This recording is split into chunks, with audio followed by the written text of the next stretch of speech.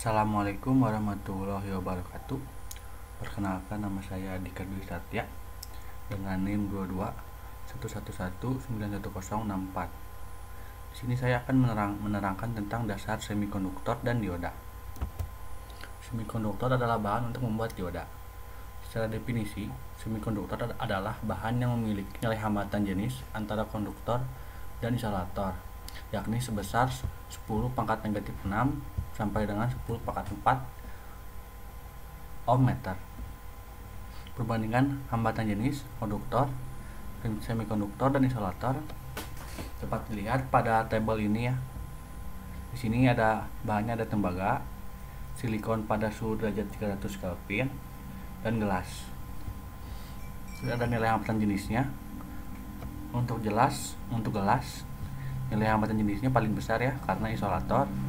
Dan untuk tembaga nilai hambatan jenisnya kecil karena konduktor.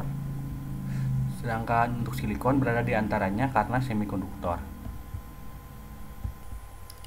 Contoh 3 buah bahan yakni tembaga, silikon, dan gelas masing-masing memiliki panjang 1 meter dan diameter 1 mm.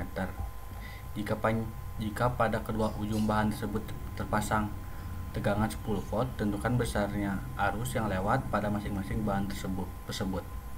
Jawab. Pertama, cari dulu R-nya ya, dengan rumus R sama dengan nilai hambatan jenis dikali panjang dibagi luas penampang. Untuk nyari luas penampangnya, A sama dengan VR kuadrat. Untuk nyari jari-jarinya, R sama dengan diameter dibagi 2.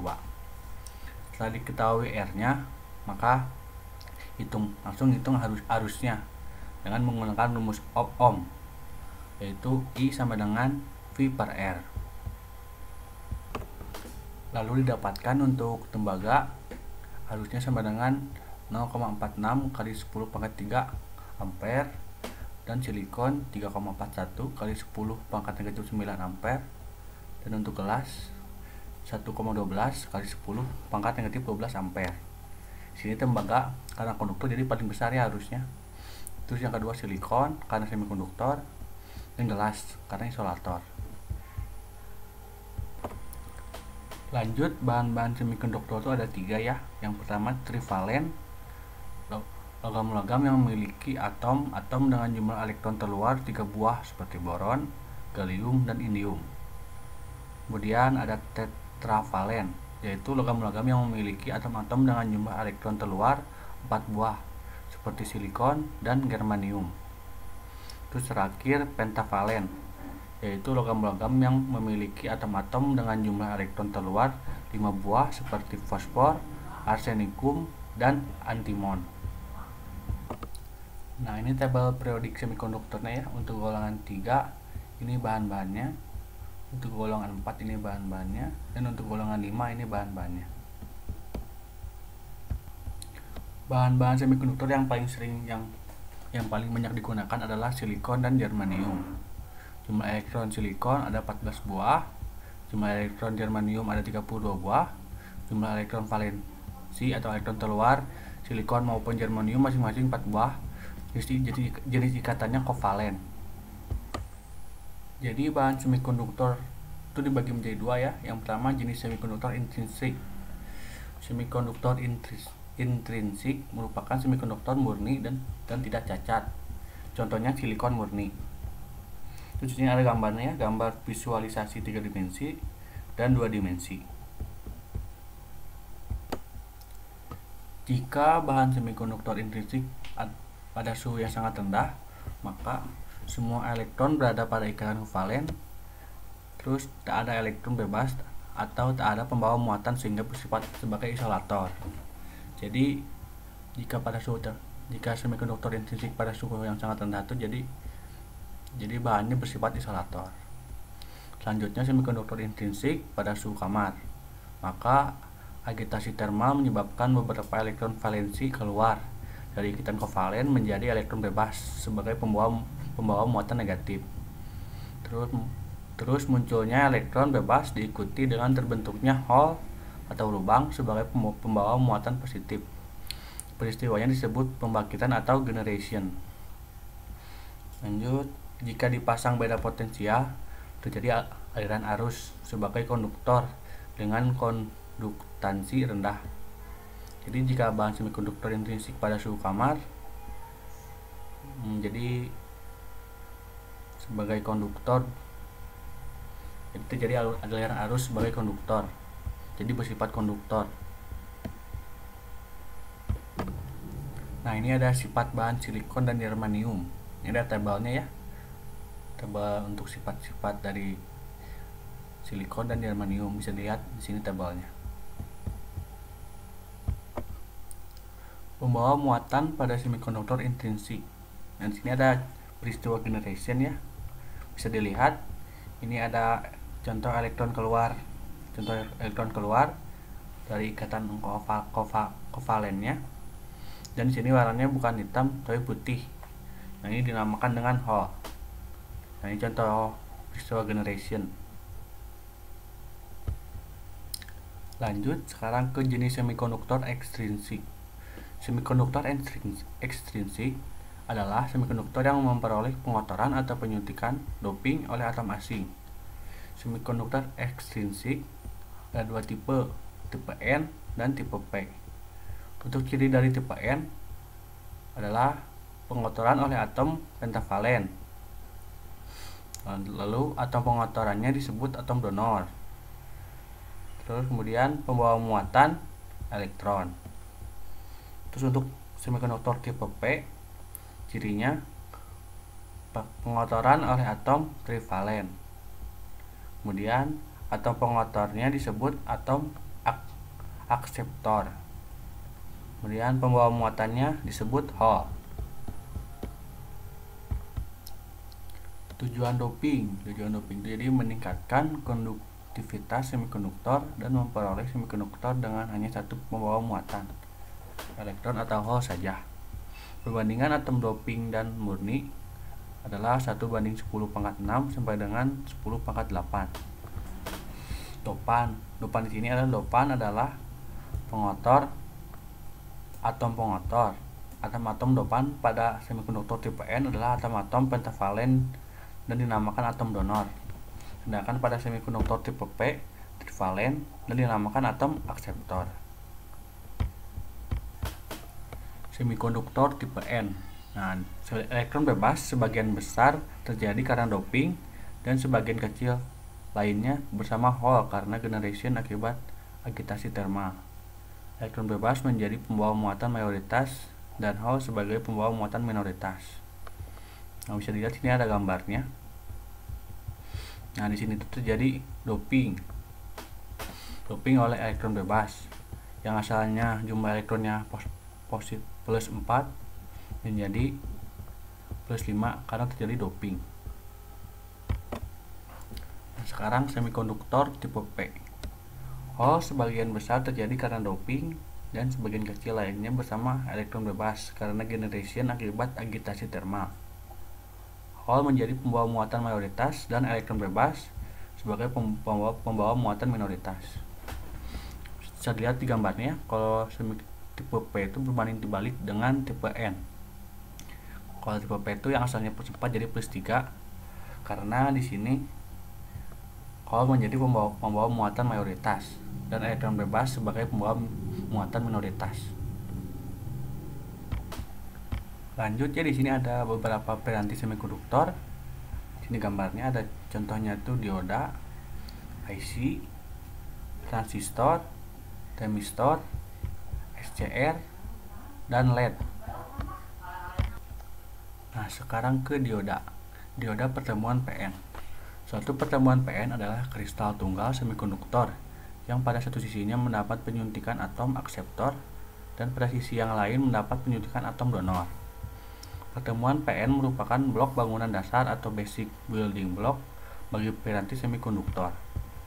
Dioda pertemuan PN yang pada kedua sisinya diletakkan logam atau metalurgi bond sehingga terdapat dua ujung logam yang merupakan terminal atau elektro, yakni anoda pada sisi P dan katoda pada sisi N.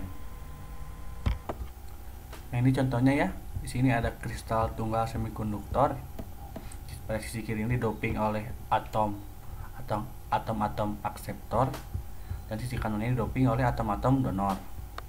Sehingga hasilnya untuk sisi kirinya tipe P dan untuk sisi kanannya tipe N. Jadi hasilnya menghasilkan bahan semikonduktor pertemuan Pn. Nah, jadi dioda itu tersusun dari pertemuan antara tipe P dan tipe N, dimana kawat, di sini ada gambar ya, dimana kawat dan logam yang bertemu dengan tipe P itu dinamakan dengan anoda, dan kawat logam yang bertemu dengan tipe N dinamakan katoda. Ini juga ada hasilnya ya, sini anoda dan ini katoda. Terus sini juga ada gambar simbol dari dioda sendiri, ini simbolnya. Nah, bisa dilihat ya, di sini ada contoh gambar konfigurasi atom dari dioda pertemuan Pn. Bisa lihat di sini ada di jenis P-nya itu terdiri dari ion akseptor yang disimbolkan dengan ion negatif, dan untuk jenis N ada ion donor yang disimbolkan dengan ion positif. Di sini juga ada, di tengah ini itu ada lapisan kosong. Nah, ini garis ini tuh bidang pertemuan. Atom-atom yang mengandung hole dapat digambarkan sebagai ion-ion negatif karena kekurangan elektron, dan atom-atom yang kelebihan elektron sebagai ion positif. Ion-ion akseptor adalah ion-ion negatif dan ion-ion donor adalah ion-ion positif. Lapisan pengosongan. Saat P dan N dipertemukan, terjadi difusi elektron ke arah P dan difusi hole ke arah N, menimbulkan arus difusi ke kanan. Terjadi recombination atau penggabungan di sekitar bidang pertemuan sehingga elektron dan hole lenyap. Di sekitar bidang pertemuan tak terdapat pembawa muatan, disebut daerah pengosongan atau depletion region. Nah, lanjut tegangan penghalang. Lenyapnya elektron meninggalkan ion donor positif dan lenyapnya hole meninggalkan ion akseptor negatif. Adanya ion positif dan negatif menyebabkan adanya medan listrik, sehingga adanya tegangan disebut tegangan kontak atau tegangan penghalang, menimbulkan arus strip ke kiri. Karena pertemuan Pn ini terbuka, maka ada kesetimbangan antara arus strip dengan arus difusi. Lanjut sekarang ke pertemuan Pn dengan prasikap maju atau forward bias. Di sini ada contoh gambarnya ya, gambar rangkaian dari forward bias. Tegangan masuk dari anoda ke katoda. Ini ada jenis P-nya dan ini jenis N, dan di tengah ini lapisan pengosongan. Sehingga adanya VD menyebabkan arus difusi lebih besar dari arus drip. Pada sini tegangan difusi ya. Jika potensial penghalang sebelum diberi VD adalah VO, maka potensial penghalang turun menjadi VO kurang VD. Daerah pengosongan menjadi sempit. Pembawa mayoritas punya energi yang cukup untuk melewati potensial penghalang. Hole dari sisi P atau pembawa mayoritas dapat melewati daerah pengosongan menjadi pembawa minoritas di sisi N. Jadi hole itu berpindah dari P ke N. Elektron dari sisi N, pembawa mayoritas, dapat melewati daerah pengosongan menjadi pembawa minoritas dari sisi P. Dan juga elektronnya berubah dari sisi N ke sisi P. Jumlah arus dari elektron dan hole merupakan arus total yang lewat dioda. Lanjut sekarang ke pertemuan Pn dengan prasikap mundur atau reversive bias. Ini ada gambarnya ya. Untuk bias mundur, tegangan positif masuk ke katoda lalu ke anoda. Hole pada sisi P bergerak ke kiri, elektron pada sisi N bergerak ke kanan. Daerah pengosongan melebar, potensial penghalang menjadi VO tambah VD, tidak ada arus lewat bidang pertemuan. Jadi karena hole pada sisi P bergerak ke kiri atau menjauh, dan elektron pada sisi N bergerak ke kanan atau menjauh. Jadi lapisan pengosongannya melebar ya. Nah, kemudian karena daerah pengosongan pada dasarnya merupakan semikonduktor intrinsik, aktivasi thermal dapat menyebabkan terjadinya generation sehingga muncul pasangan elektron dan hole pada daerah ini. Kemudian pengaruh medan listrik yang terpasang terhadap adanya elektron dan hole di daerah pengosongan menyebabkan terjadinya arus yang arahnya dari katoda ke anoda dan disebut arus balik saturasi yang besarnya 10 pangkat negatif 8 sampai 10 pangkat negatif 14 ampere. Jadi di sini tuh untuk di sini tuh arusnya tuh ada ya, cuman sangat kecil, jadi tidak dianggap karena sangat kecil arusnya. Nah, ini ada grafik arus dioda ya. Nah, di sini untuk bias majunya diberi tegangan 0 sampai ke 0,7 volt. Terus dan untuk bias mundur diberi tegangan 0 volt terus, nggak akan berubah. Kecuali jika diberi tegangan 1 spot maka akan terjadi breakdown. Breakdown tuh jadi itu menyebabkan diodanya tuh rusak. Jadi arus masuknya keluar dari anoda ke katoda tuh keluar arus. Ini nih gambar simbol dioda Jenner ya. Ini anoda, ini katoda. Karakteristik unik Jenner bekerja pada bias negatif. Lanjut ya, ini ada simbol dioda ya, ada dua. Simbolnya satu yang ini dan satu yang ini. Ini anoda, ini katoda, dan ini anoda juga katoda.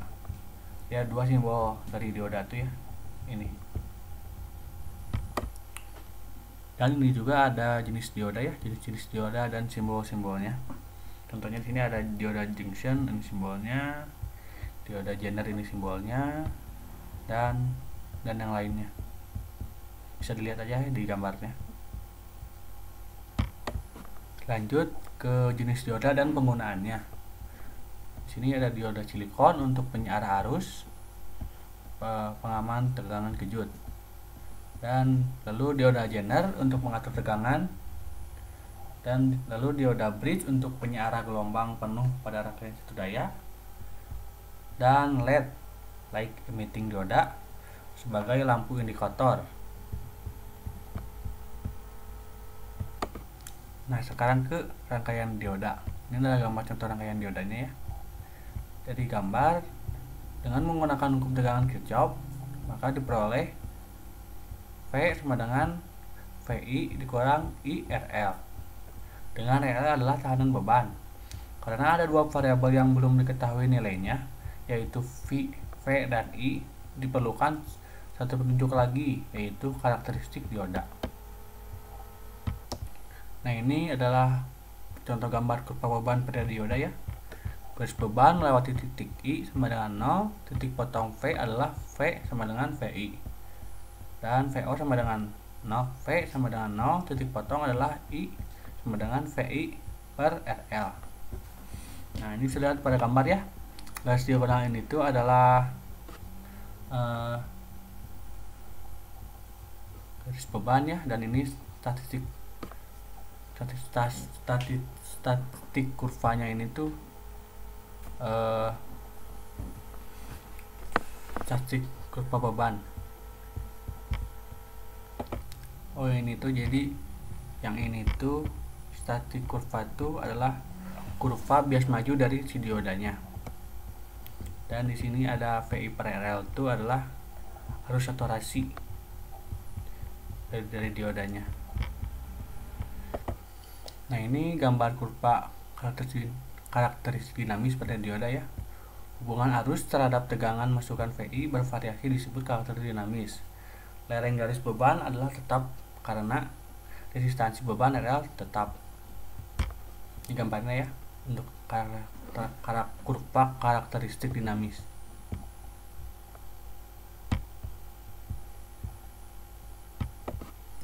Lanjut sekarang ke model dioda. Yang pertama, pendekatan pertama atau dioda ideal. Pada keadaan forward bias, dioda dianggap sebagai saklar tertutup karena hambatan pada dioda dianggap bernilai 0.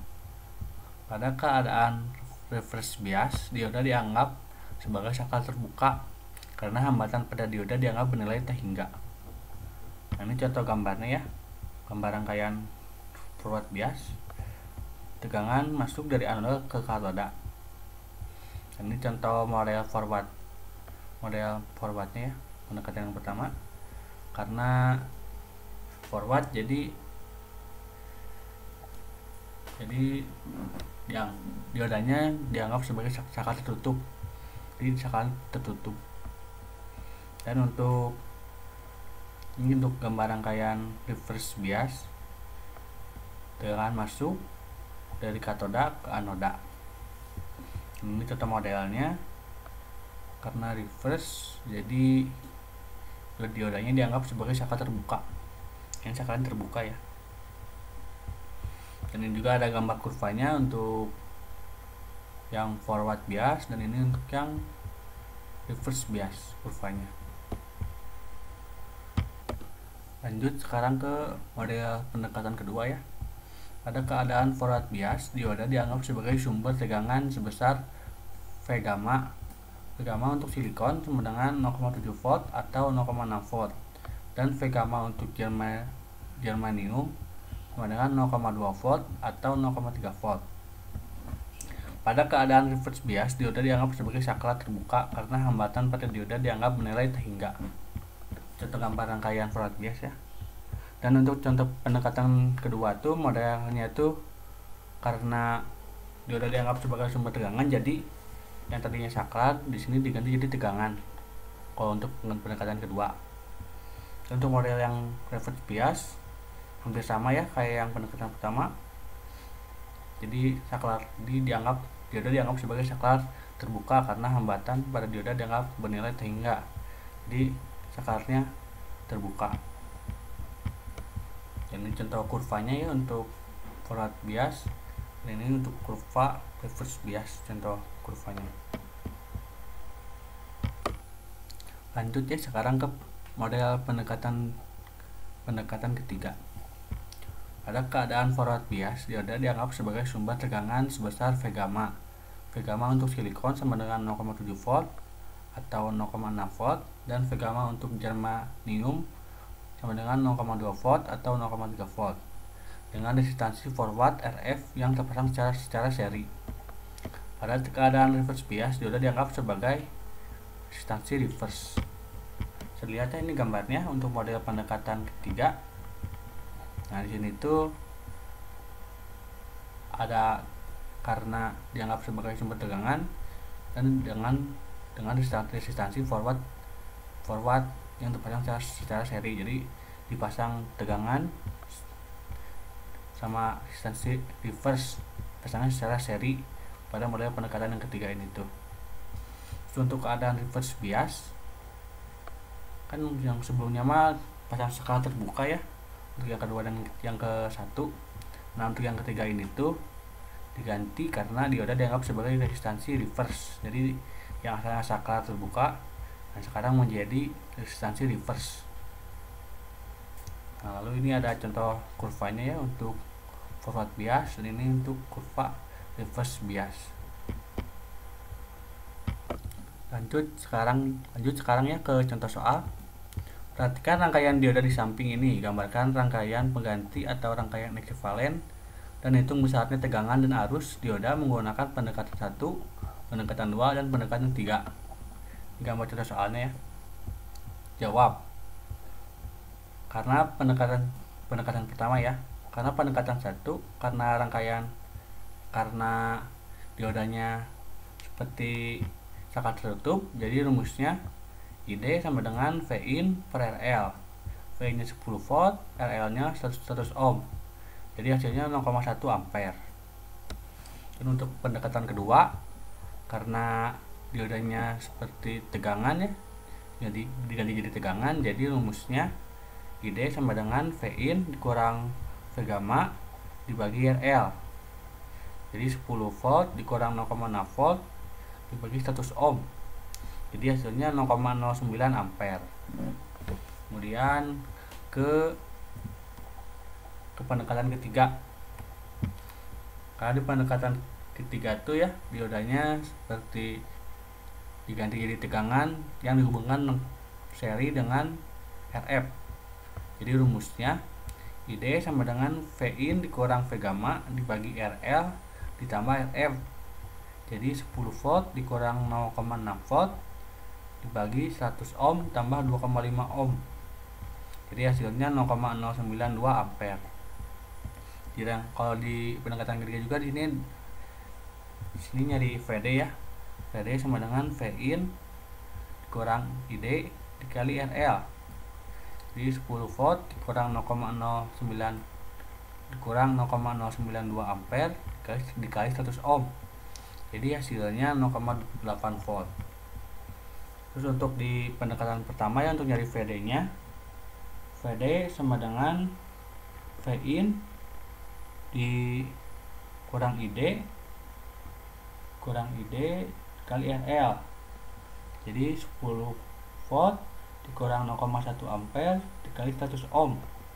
Jadi di sini hasilnya 0 volt untuk pendekatan pertama. Untuk pendekatan kedua, untuk nyari VD nya, VD sama dengan V in kurang ID dikali RL. Jadi 10 volt dikurang 0,09 ampere kurang 0,094 ampere dikali 100 ohm. Jadi hasilnya untuk pendekatan kedua VD nya 0,6 volt. Mungkin sekian ya penjelasan tentang dioda dari saya. Mohon maaf apabila ada kesalahan. Saya ucapkan terima kasih. Wassalamualaikum warahmatullahi wabarakatuh.